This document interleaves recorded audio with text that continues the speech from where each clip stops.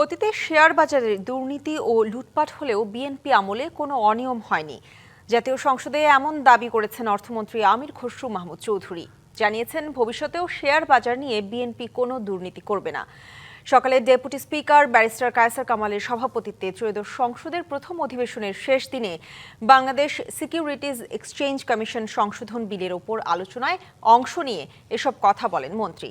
অর্থমন্ত্রী জানান, শেয়ার বাজারকে ঢেলে সাজানোর পাশাপাশি এর স্বচ্ছতা এবং জবাবদিহিতাও নিশ্চিত করা হবে।